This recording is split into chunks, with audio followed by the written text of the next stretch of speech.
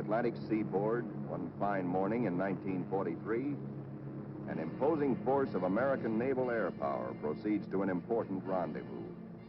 This force is the aircraft complement of a new carrier: fighters, dive bombers, torpedo bombers. With the air group commander leading everyone, they're flying out to sea to join the ship which will be their floating home and fighting base. He is one of many carriers which the American people have built since Pearl Harbor to destroy the enemy in his own part of the world, far away. And there now is our base, powerful and serene.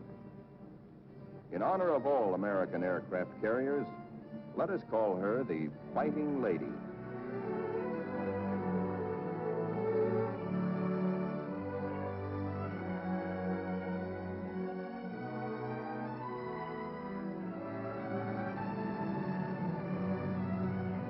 Against a good solid wind with their tail hooks down, our planes come into the broad flight deck of their new home.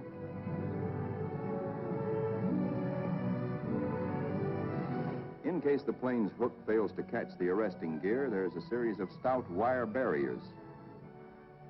Number one man on the flight deck just now is the LSO, the landing signal officer, always a flyer himself. Like all aviators, he'd much rather be flying. Come on in and sit down. The plane is out of the groove and he waves it off. Come around another time, pilot, and we'll take you aboard.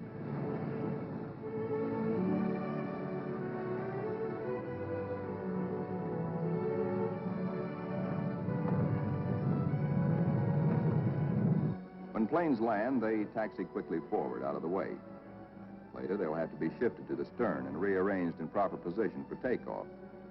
This is called respotting the deck. Here is our skipper, Jocko, a veteran Navy flyer. Annapolis, 1917.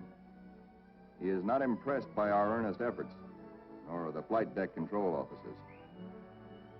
The skipper calls all hands together and gives us a piece of his mind. We'll never be ready for combat unless you flight deck crews learn right now to work as a team. Don't you men realize that before long we'll be in dangerous waters? That's too slow. Bear a hand.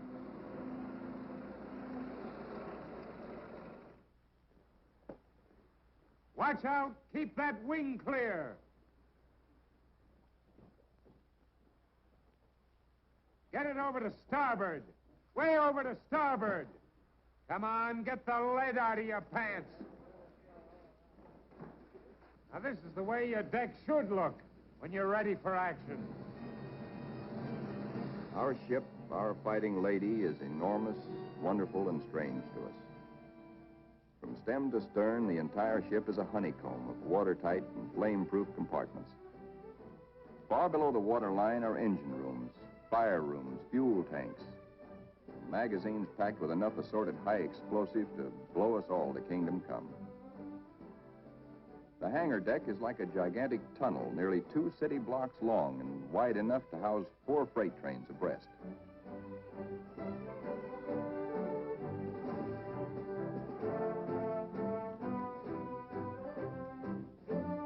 It'll take us a week, a month maybe, to learn our way around. These new surroundings are as mysterious to us as they are cold and impersonal. Our Fighting Lady is like a huge floating cave, noisy and uncomfortable.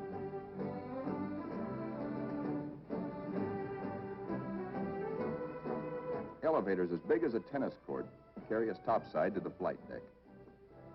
The great superstructure rising amidships is called the island. This is truly the ship's nerve center, its fighting brain. 85% of us who make up the Fighting Lady's family are volunteers in this war and have never been to sea before. We learned our jobs theoretically in intensive training ashore. A very short while ago, we were high school boys and college kids, or bank clerks, or farm hands, or factory workers. Now we are blue jackets and Marines, all members of a naval combat team nearly 3,000 strong. In our multitude of new tasks and duties as a team, we're very green, but Curiosity and comradeship and the instinct of self-preservation are great teachers.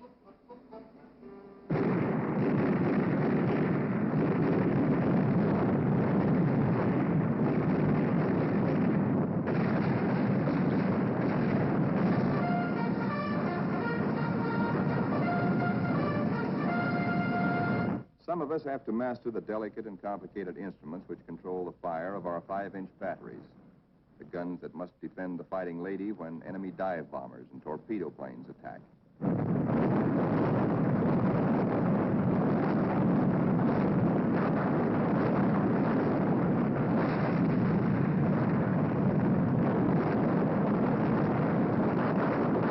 We train and train to learn our stuff and earn our E for efficiency.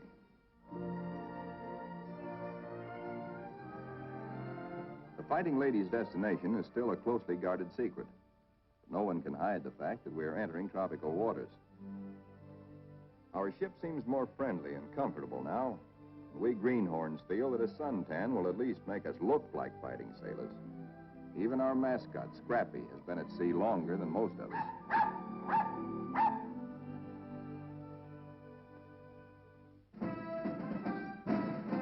Some of the mystery that has been hanging over us is lifted when we enter the Panama Canal.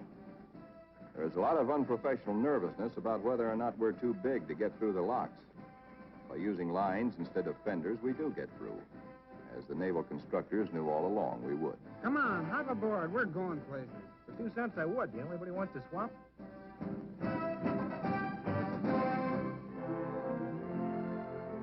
Now we stand out into the Pacific, and life aboard settles down into monotony. Here are our aircraft pilots, officers all. Ship's company call them the Glamour Boys. They are the men who fly and fight our planes. All the efforts of all the rest of us are concentrated on putting these people into the air and getting them back again. Most of us are hiding a certain amount of nervousness and anxiety, for many of us are Johnny-come-latelys, reserve officers who only recently learned to fly at Corpus Christi and Jacksonville. Others among us are specialists who trained at Quonset Point, Rhode Island. Reserves are called by the regulars, in a friendly way, 90-day wonders. In return, the Annapolis regulars are called the Trade School Boys. But whether Quonset or Annapolis, all are bound together in the fraternity, the close fellowship of Navy men.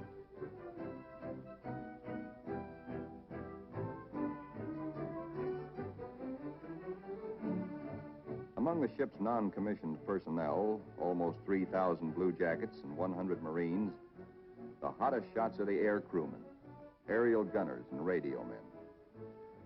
These boys and the plane captains are the partners of the Glamour Boys in the air. By non-flying blue jackets, they are called Zoom Pigeons or Airedales. And because they receive 50% extra pay for flying, they are sometimes referred to as the Bankroll Boys.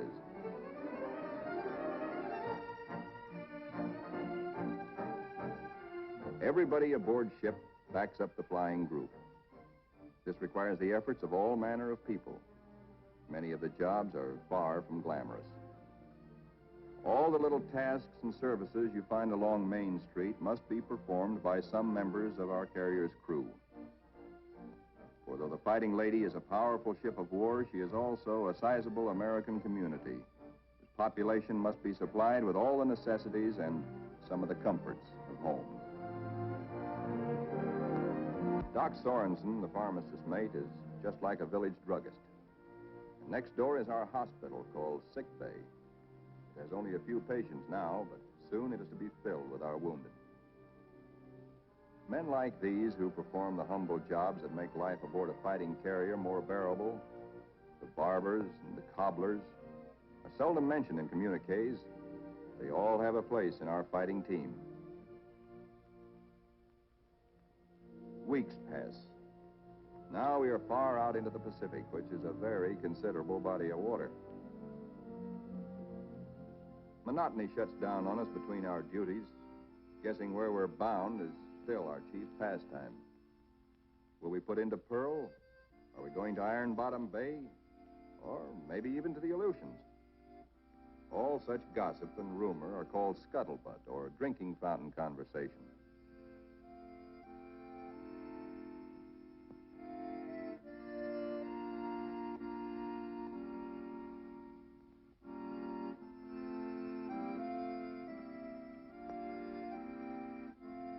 Throughout the ship, men get together in little groups to take refuge from the heavy burden of waiting for something to happen.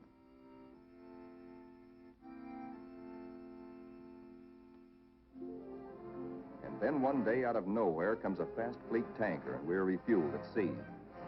This tells us something. This tells us that we are not going to Pearl or any other land base for a long, long time.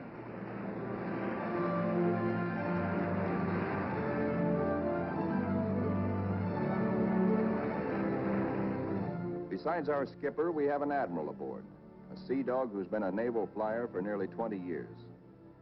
Until now, only these officers have known where we are to go. But now Jocko, our captain, confers with the air group commander and reveals the plan. The Fighting Lady has been ordered to make a strike. She will pass through waters where no carrier task force has ventured since the bloody Battle of Midway. Remember, this is 1943, long before we took the Marshall Islands. Weather studies are made, and though this is a daily routine, somehow the whole ship senses that something is about to happen.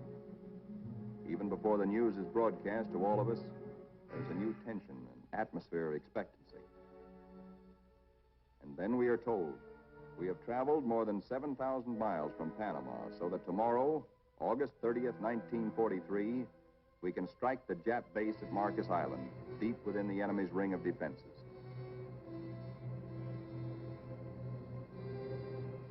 The evening before our first strike, the air group commander briefs all his pilots with maps and the model of our target. We are sticking out our necks to within 1,000 miles of Tokyo to divert the Japs' attention from other American activities far south and east of Marcus. Those of us who have never before been in battle, that's most of us, ask a lot of questions of those who have seen action. See gunners. Don't break off until you're practically on the same course and right astern of the enemy. Then push over fast.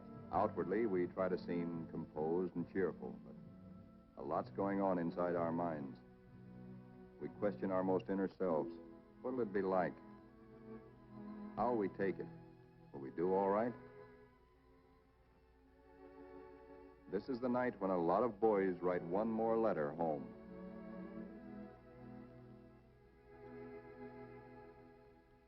Among those playing acey-deucey in the wardroom is a chubby 23-year-old from Eureka Springs, Arkansas, Lieutenant E.T. Stover, nicknamed Smokey.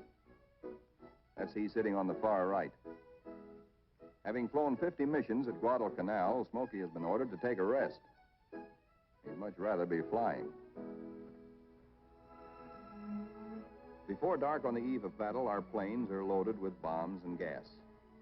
So that each plane will be in its precise position for a speedy takeoff, we spot and respot our deck.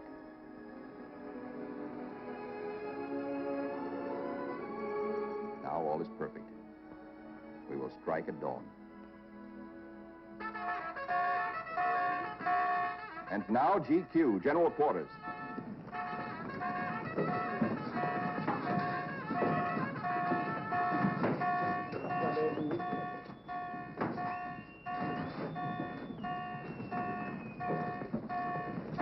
Every man on the ship goes to his battle station, his special place on the fighting team.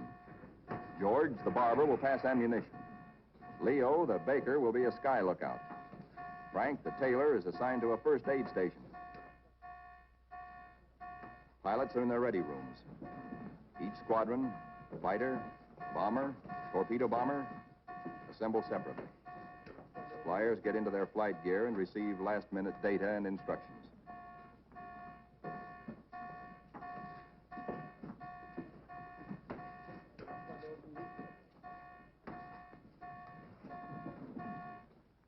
On the flight deck, our first battle dawn awaits us.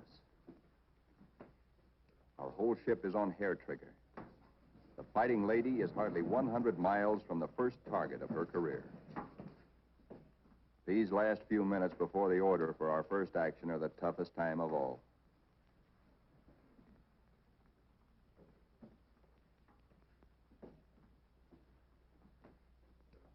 A wise man once said, "War is mostly waiting." We learn now what that can mean. At last the word comes. Pilots, man your planes. Ready room 3, roger. Pilots, man your planes.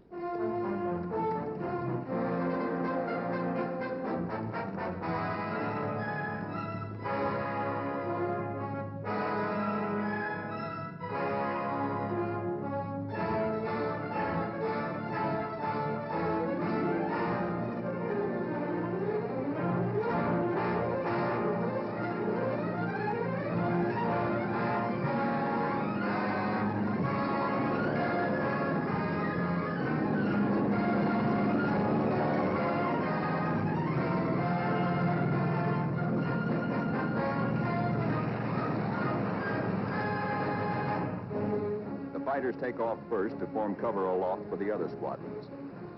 Then the bombers, heavy laden with destruction.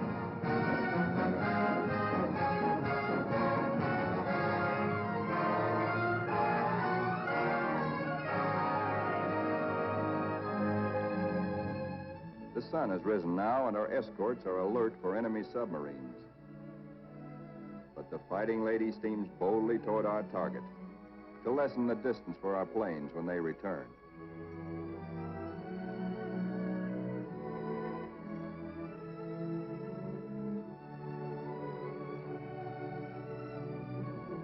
The radio plotting room is the electric eye and ear by which the Fighting Lady detects and keeps tab on all planes and ships for miles around us. Smokey, the fighting ace from Arkansas, has been put in charge of this room for our big day. Hunched among his assistants, Smokey is like a super quarterback on a super football team. He is in constant touch with our entire air group.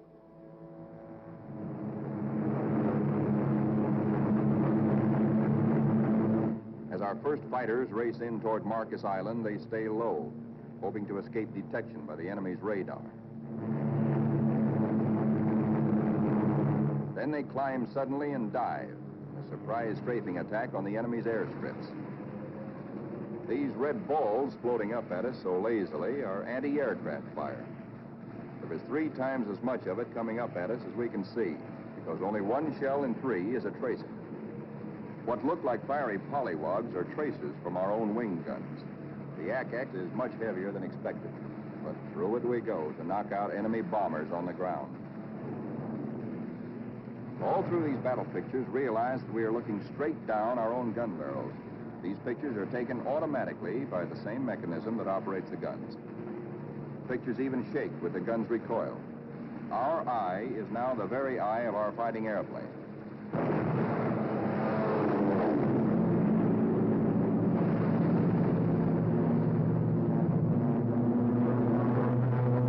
The enemy's picket boats and supply ships offshore are thoroughly strafed. No longer will these craft bring rice and sake and munitions to Marcus.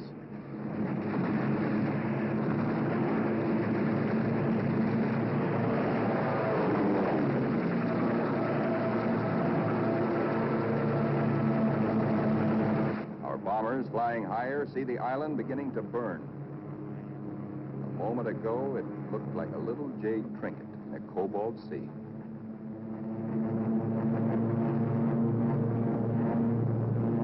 As the fighters and bombers swing victoriously away from Marcus Island, towering columns of smoke show the thorough job our boys have done. Back aboard ship, Smokey is tracking the flyers with care to be sure that none is missing and that no enemy planes are trying to follow them out to our Fighting Lady.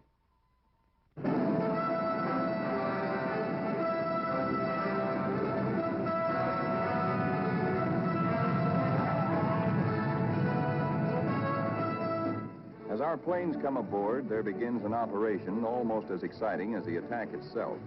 A ballet after battle, with the plane directors as dancing masters. The whirling propellers fill this scene with danger, but now our crews are trained and adept.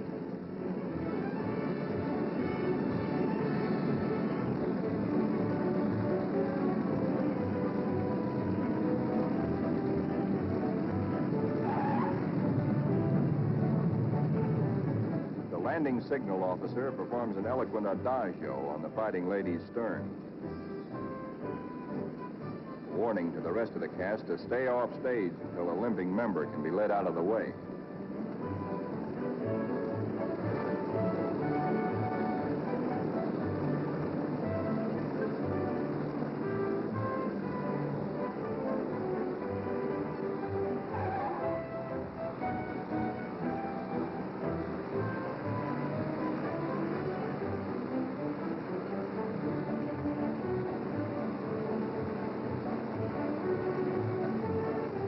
pilots go below to report to their combat intelligence officers. They have hot news, good news. They tell what they saw and did, how many rounds of ammunition they fired, how many bombs they dropped, what they hit, what they noticed at the target that was new and different or that may need hitting again. As the reports are added up and our combat photographers develop their pictures, the story becomes better and better. Every single Jap bomber on Marcus has been destroyed. 80% of the shore installations blasted or set afire. Hangars, radio stations, gas dumps, ammunition dumps. Marcus is now a lovely mess. In the radio plot, Smokey is worried. There are planes still up there, and he's wondering about them. They are ours, though, delayed by battle damage. Landing a shot-up plane on the carrier is a crucial test of how well-trained, how alert and steady a naval flyer is.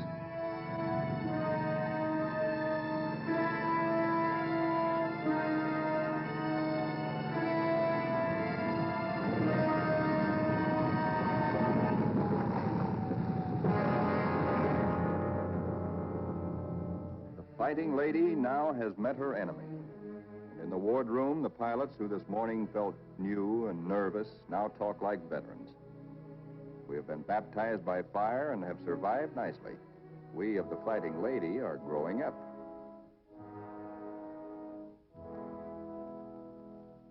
The admiral of our task force knows the overall strategy of the whole Pacific campaign: to smash straight through Japan's outer network of islands, to recapture the Philippines and land on the mainland of Asia. Thus, we will deny Japan supplies from Malaya and the Dutch East Indies and leave her far-flung island garrisons marooned. Then we will reach out and really help our ally China. Months after Marcus, this campaign is well started. Our carrier task forces have been in many battles. And now, early in 1944, the Fighting Lady's target is Kwajalein, the Marshall Islands. These are Jap Zeros. Fighter screen being pierced by our planes and planes from 8 other carriers, preparatory to strafing Kwajalein and bombing it apart. Our fighter pilots have improved with practice, with the confidence that comes from experience. They estimate their range by watching their tracers. They hold their fire until their wing gun bullets converge at 300 yards. Shoot in bursts instead of in steady streams, which heat up the guns and spend ammunition.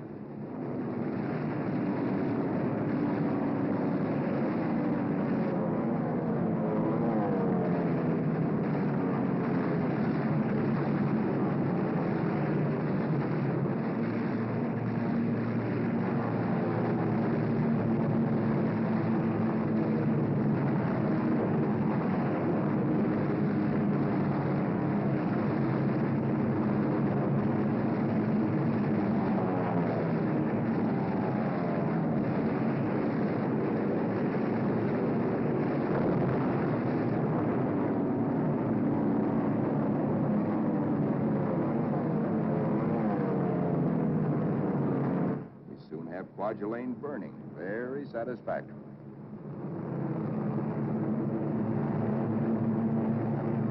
After our bombing attacks and heavy shelling by our surface ships, assault craft filled with Marines and Army hit the beaches. And very soon after that, Kwajalein is ours.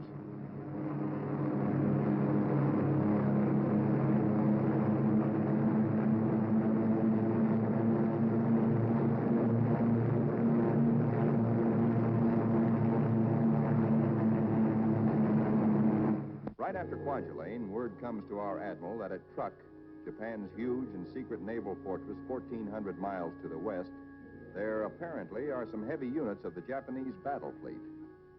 Perhaps we can surprise them. Again, the Fighting Lady's squadron and squadrons from other carriers take off for combat.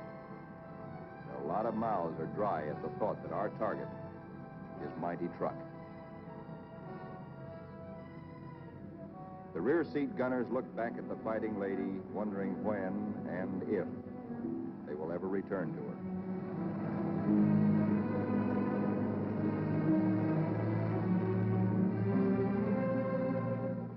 all that we know about Truk, we know from a few photographs taken by some nervy Marines on reconnaissance just 18 days ago. We hear that it is a complex of heavily fortified islands surrounded by airstrips, with naval anchorages at certain spots among the islands. For the next 2 days, more than 1,000 of our carrier-based planes are going to sweep in on Truk in relays. The planes appear to float gently off our bow. Actually, their airspeed is a good 70 knots. Diving in on Truk, we again turn on our guns and their synchronized cameras. Truk's defenders are aloft and we smack them hard.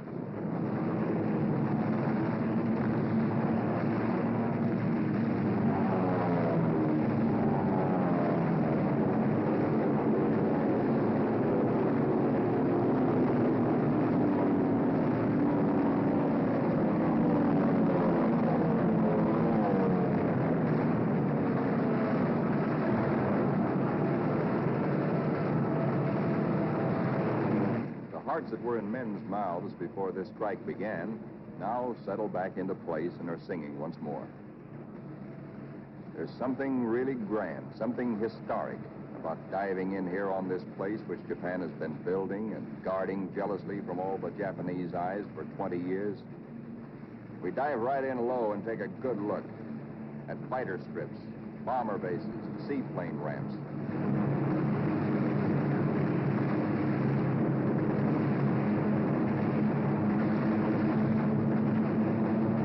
In an almost vertical dive, the pilot may black out or go blind for a moment when he pulls up and out at the bottom. But the camera won't black out. It cannot see the landing of our own bomb, for we'll be up and away before that reaches the target. But it records the hits of other planes ahead of us.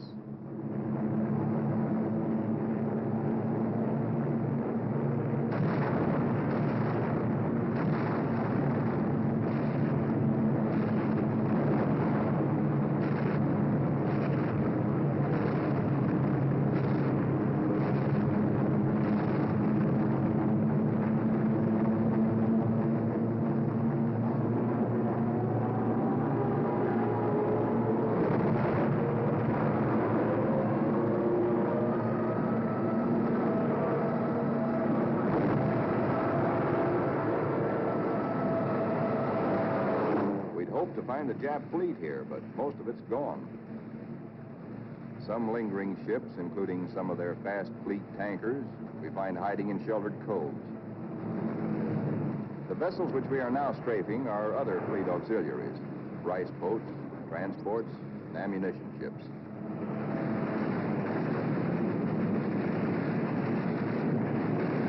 With bursts of 50 caliber incendiaries and armor-piercing slugs, we set them on fire, rip them open, often wide enough to sink.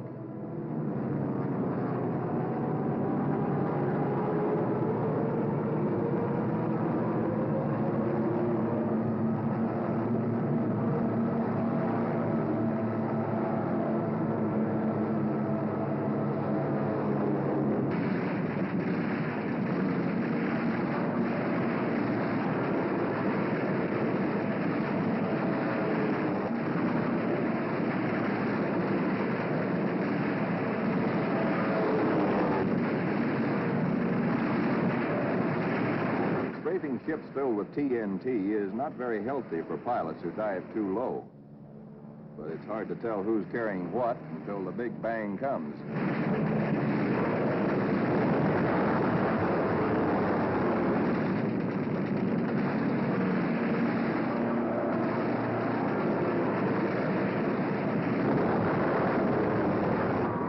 Returning to the deck at 130 miles an hour with a flap shot away, all a pilot can hope to save is his own skin.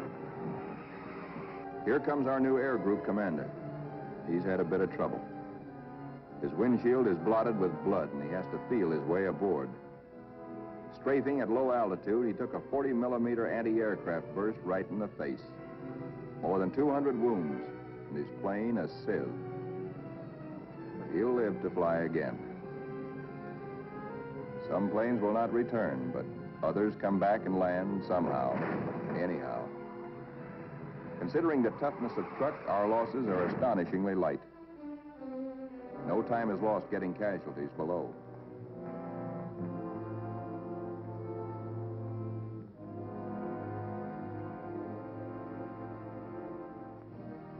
It's a long way from Truk to our secret rendezvous in the Marshall Islands. Someday it can be told just where this is. Actually, it is a magnificent new fleet anchorage, an advanced naval base, which we have taken from the Japs and made secure.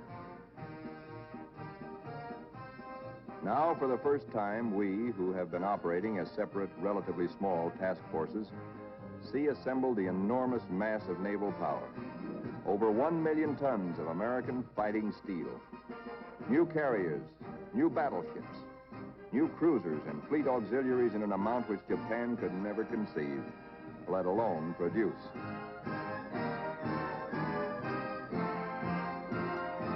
That we are able to maintain supply lines over the vast distances of the Pacific is one of the miracles of this war. In the comforting presence of so much power, we relax and refresh our battle-strained nerves. Pushing my head under. Hey, Benny, when you gonna die? I thought you'd swim, hey! You shark. Hey, shark, that's Benny. Boy. Our ship's post office now does really big business. Letters for us at last from home. Letters from us to friends and families. Our censors know our collective mood, our central hopes and thoughts. The stuff is really getting out here now.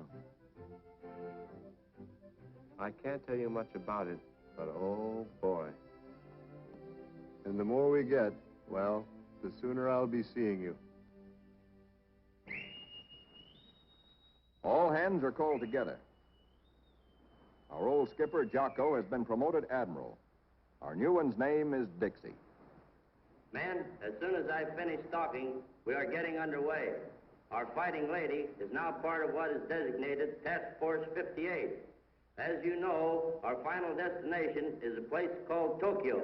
We'll have to fight hard to get there, but when we drop our hook at Yokohama, I'm going to throw a party. All hands are cordially invited.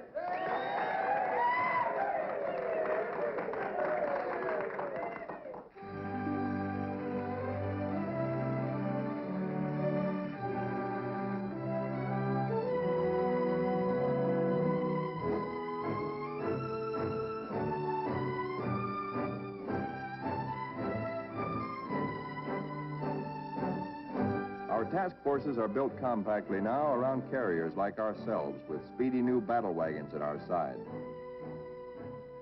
A carrier skipper never leaves the bridge at sea because carriers and their planes are the first to strike the enemy or to be struck by him. Our aircraft pilots are constantly on call, for despite the massive power spread out around us, these are still dangerous waters. Our pilots know this all too well, but it doesn't worry them now, for they're seasoned. They know how.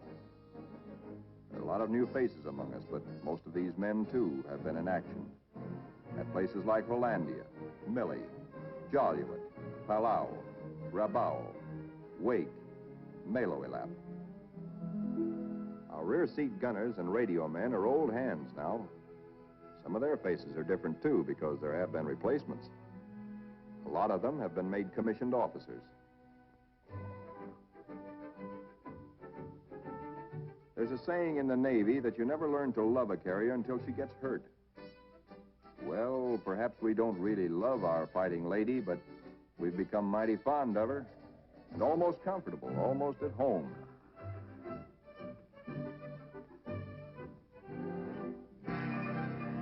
Occasionally, our shipboard movies bring us that one thing we crave the most, one touch of something utterly American, one deep breath of home.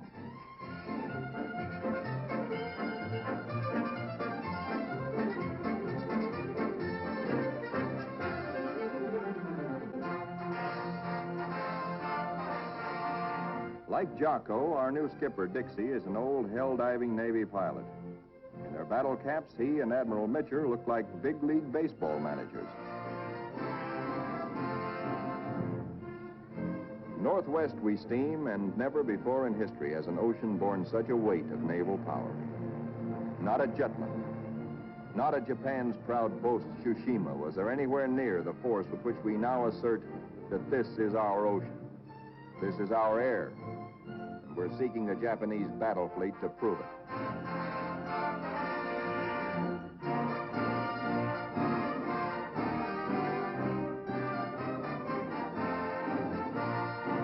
With our cruisers and our biggest new battle wagons present, we are strong enough to hope, really to hope, that we may provoke the Japanese fleet into accepting a fight.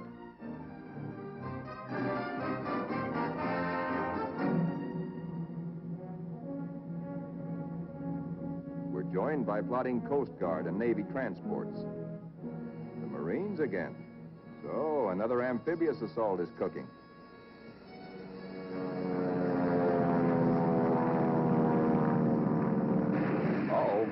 Our patrols have spotted an enemy search plane and are after her. She's a big bird. A 20-ton, four-motored Kawanishi seaplane, the kind we call Emily's.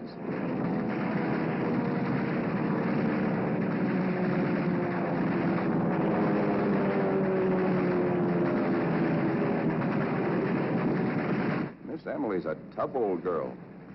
Right now, she's screaming for help and telling Tokyo by radio where we are. Hellcats are closing in on her.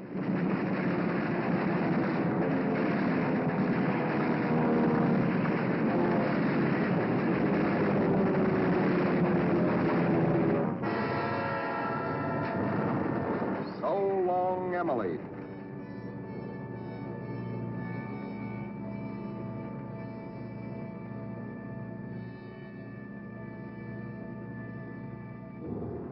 Now that the enemy knows where we are, and we know he knows, our brass hats get together on final arrangements for what may turn into another Midway. Our objective, first of many in our drive through to the Philippines and China, will be the Marianas.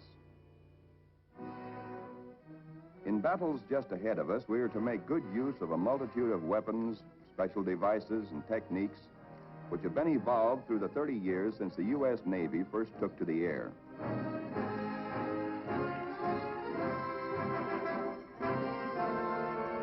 Not only did our naval flyers create the aircraft carrier itself, but it was they who devised the torpedo plane and invented and perfected dive bombing.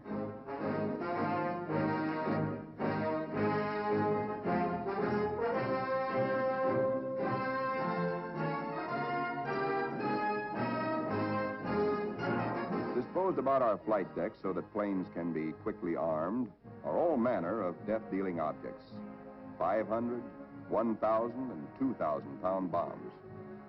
We have torpedoes and incendiaries, and the kind of anti-personnel bombs we call daisy cutters.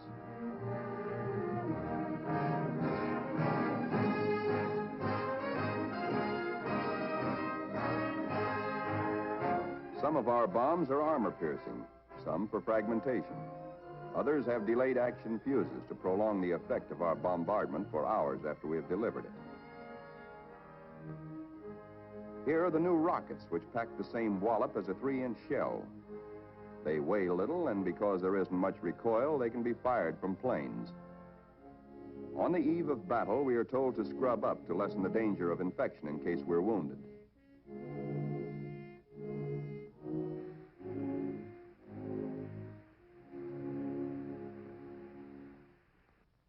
As well as our bodies, most of us prepare our souls.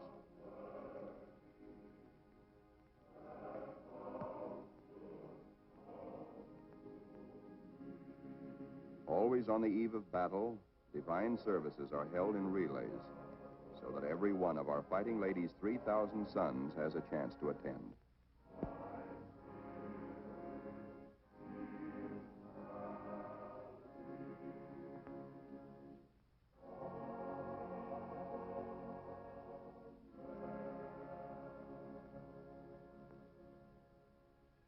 As the eve before battle lengthens, there is the usual waiting. Again, we're reminded that war is mostly waiting.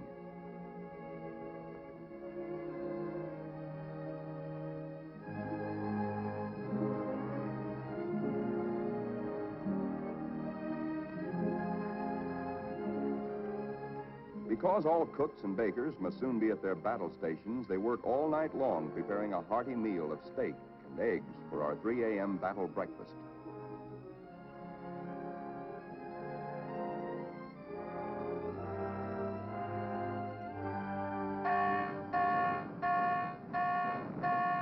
We are being attacked.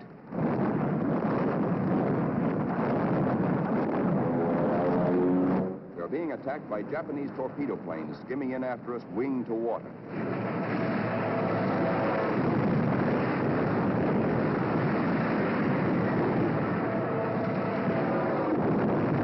All they want is one hit on our flight deck.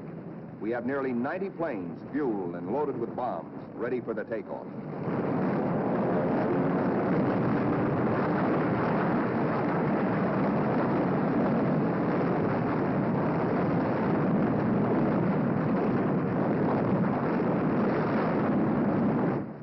Patch of flame is a burning Jap.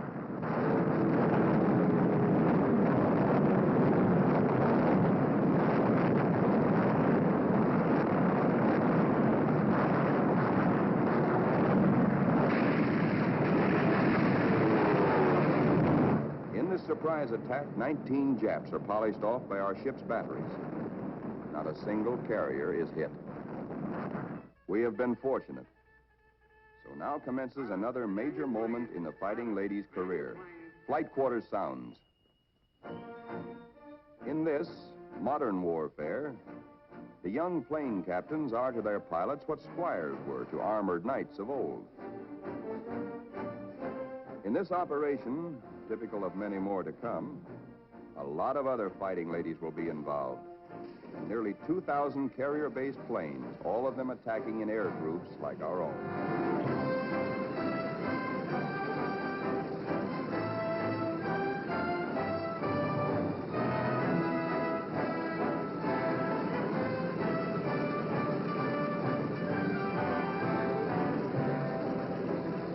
From now on, we tighten our belts and steady our hands as our Navy makes progressively bigger attacks nearer and nearer the heart of Japan.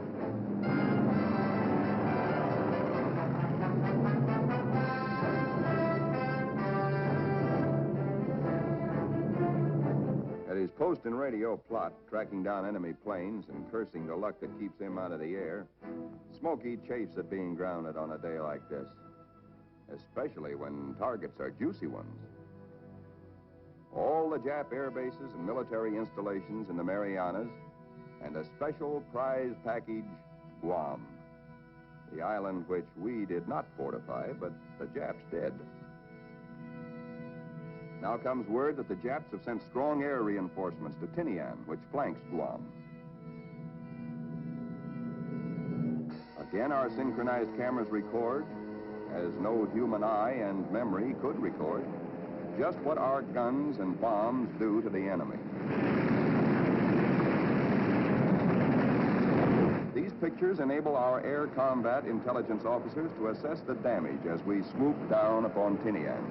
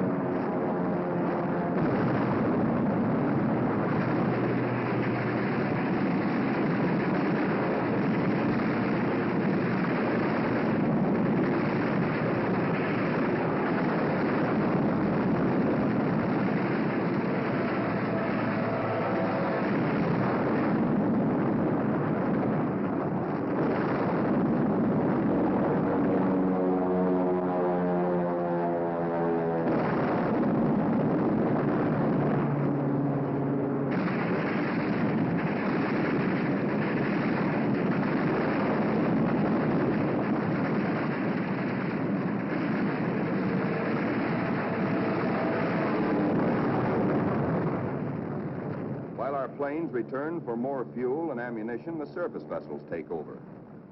The Prodigious naval barrage to prepare the beaches our assault forces are going to hit. Not only our newest, but some of our oldest and proudest battleships are here. The Colorado, the Tennessee, and the USS Pennsylvania, flagship of World War I.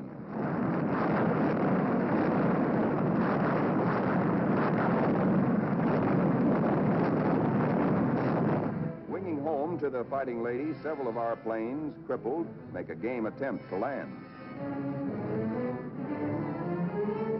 Now is when the landing signal officer must judge not only the speed, but estimate the battle damage of planes like these.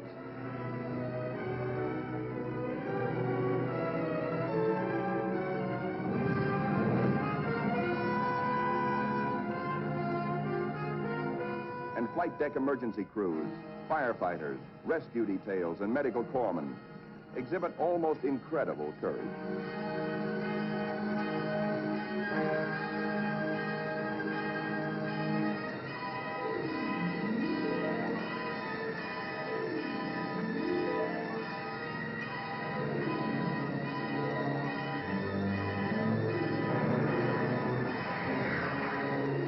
The pilot of a torpedo plane has been unable to release his load of incendiaries. Burning thermite is spilling out at incandescent heat. In the plane's tanks remain about 75 gallons of high-octane gas. The men who brave this danger to save pilot and crew deserve every citation they get.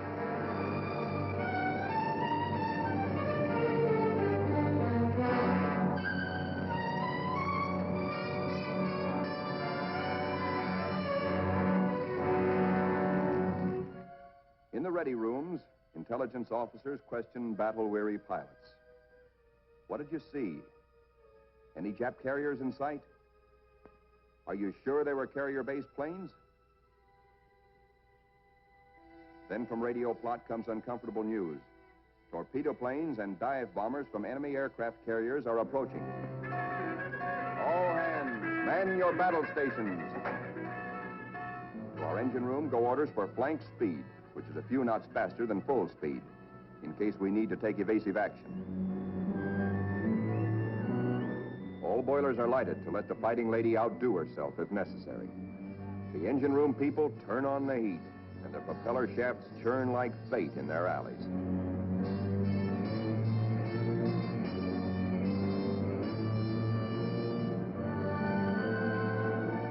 The Fighting Lady leaps through the sea on her guard.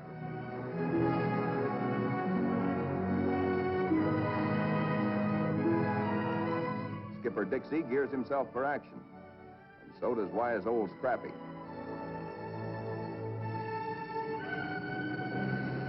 And now, here they come.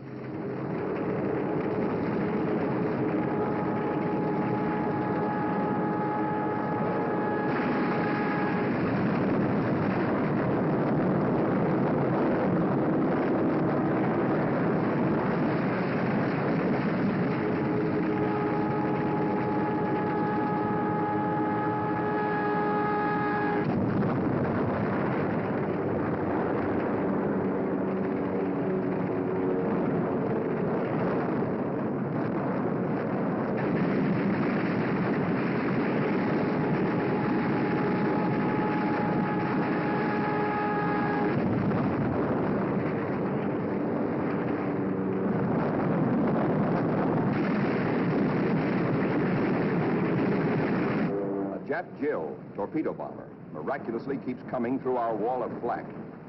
He's approaching us fast with a life that must be charmed. Our gunners throw everything they've got, but still she comes. If he ever releases that torpedo...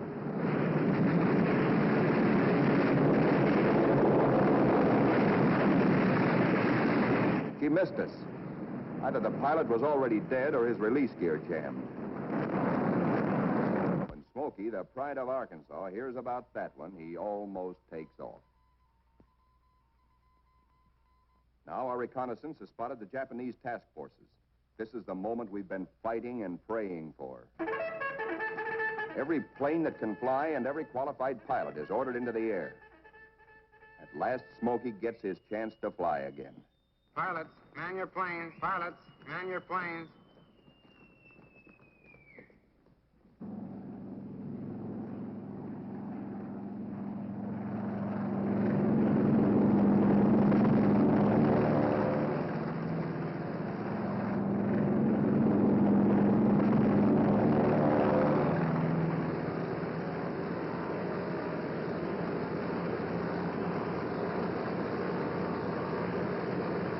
Philippine trade wind is tearing down our flight deck.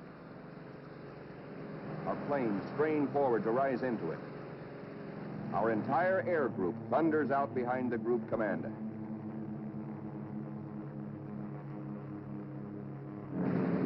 Now our fighters run into a swarm of Jap fighters, mostly Zeros, sent up to intercept our attack on the Japanese fleet. A mad aerial scramble begins, which the boys to this day still call the Marianas turkey shoot. 369 Jap planes are shot down in this single day, to our loss of 22. Japanese plane makers have sacrificed strength and firepower for agility. Their planes disintegrate quickly when you hit them. They have no armor plate, as ours have, nor are their gas tanks self-sealing.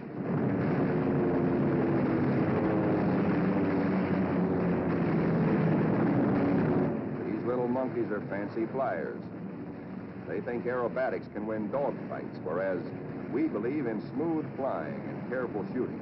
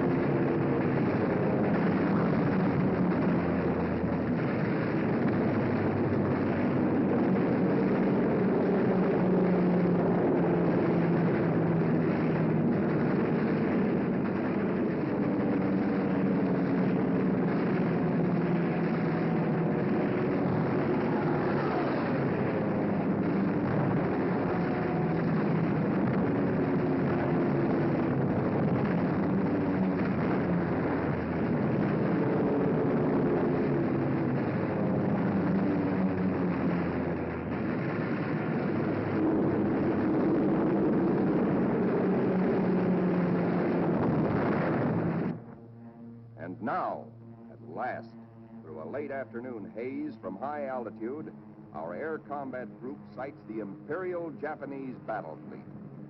These are the first pictures ever taken of a great enemy naval formation like this.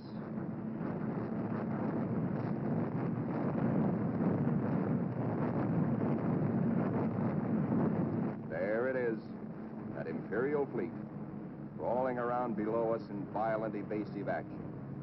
Us looking down on them in the seas they think they own. Some of these Japanese ships are scampering away at better than 40 knots. When you bore straight down on them, they twist, squirm.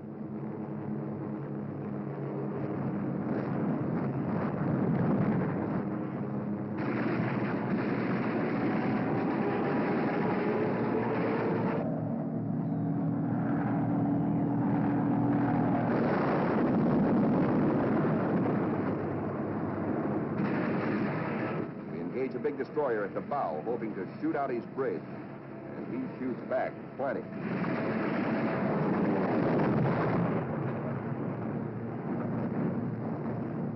Let's go down after that cruiser.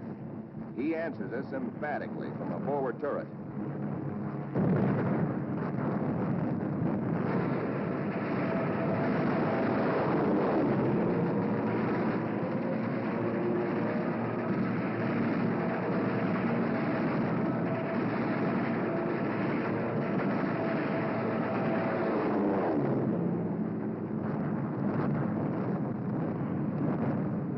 Now a 25,000-ton Jap carrier of the Hayataka class is going to get it.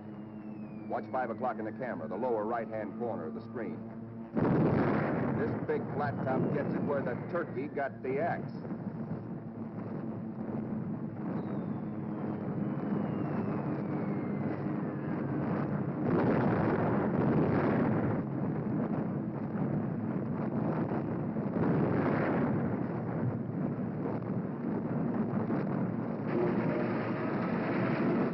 fetch off some of these babies. Just watch this one. And now we come home from the Battle of the Philippine Sea. 17 Jap warships have been sunk or severely damaged. Several of our returning planes have been badly shot up. A dive bomber comes in out of gas. He pulls off to starboard, but noses over because his wheels are down.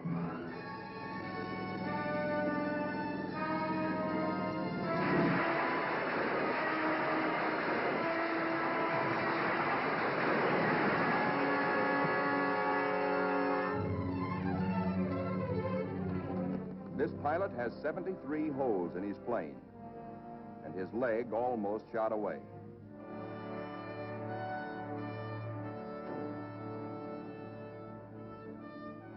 To clear the deck for other planes, number 30, badly damaged, is jettisoned, given the deep 6.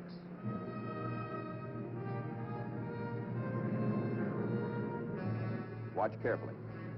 This man's controls are all but shot away.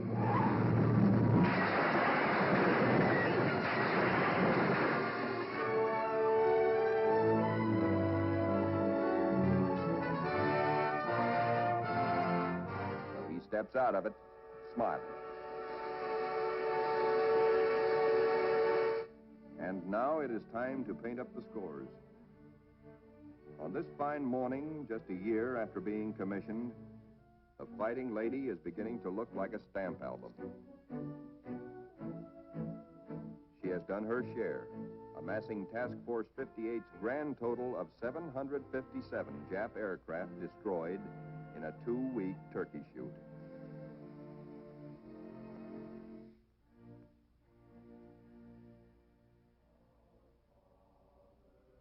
But there's another score to add up.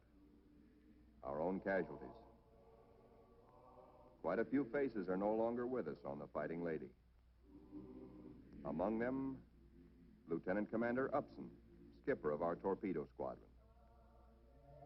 Lieutenant Pappy Condit. Lieutenant John Meehan. And that fightingest gentleman, Lieutenant Smokey Stover. Yes, Smokey's missing too.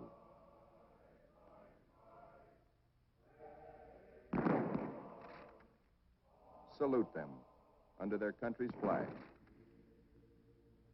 For they were brave. They were gallant. Others will come forward to take their places. For the battles we have fought on the seas and in the sky are only the beginning. Still hungry for battle will steam our carrier. Serene, powerful, unafraid. She and her planes will come home again someday, God grant, but not until the bitter, glorious end. For she is, and we salute her, the Fighting Lady.